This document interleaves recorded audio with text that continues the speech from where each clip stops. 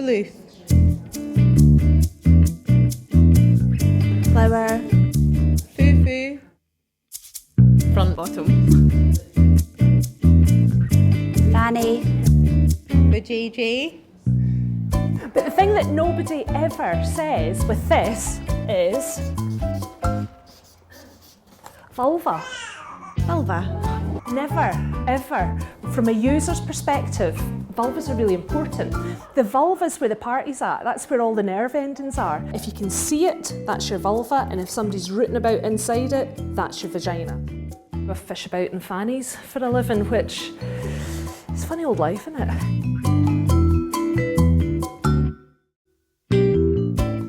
I got into doing women's health physio because I had experience of it myself. People that have had children, it's really common that they'll end up with some sort of incontinence, and very often we don't speak about it. What had been a perfectly useful undercarriage was reduced to rubble and no longer worked in any meaningful way. So to my shame, I had had 3 kids and was a bit leaky and didn't bother my shirt because I was busy. Hugely common. So 1 in 3 women wet themselves, 1 in 9 men wet themselves, and it's fewer men than women because, well, it's not their undercarriages that are torn apart by the giant skulls of their ungrateful spawn.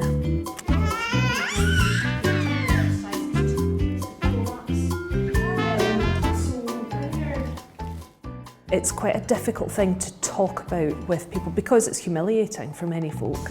I think it's very much still a bit of a taboo to talk about it. The average length of time is 7 years before somebody would come to clinic, but it's not uncommon for me to see women that have waited a long time. I had a lady that told me she'd been leaking since the birth of her first baby, and I was a bit surprised and said to her, "How old is your baby?" And she said, "He's 43 now." I was just asked, was I doing my exercises, and I didn't actually know what I was supposed to be doing. Very little information on that sort of side of things. Imagine that you're on a hot date with somebody that you actually really fancy, like not necessarily your partner, and it's going it's going really, really well. Then you can feel a wee fart brewing, and you know that if you let this thing out, it's not going to be cute.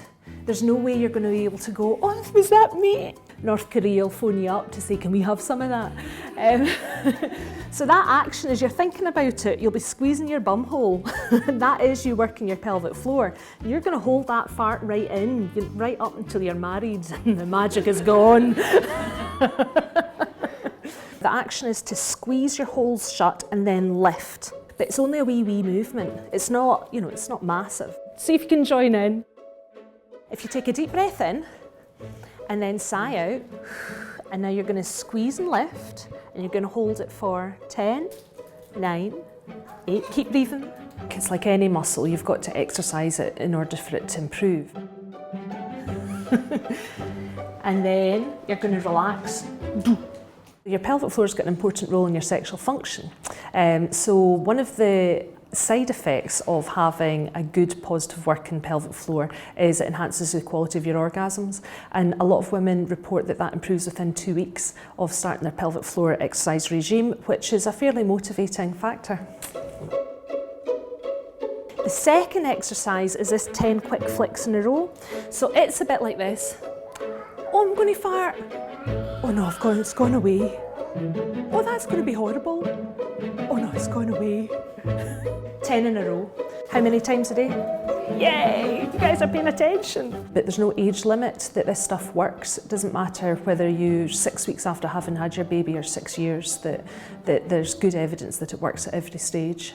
Does your cervix hang low? Can you swing it to and fro? Can you tie it in a knot? Can you tie it in a bow? The advantage of getting help early is it means that then you're not going to be subjected to the secondary side effects of leaking. There's no need to have your life ruled by your bladder, and it's a miserable way to live. So we know that having good functioning pelvic floor enhances people's well-being.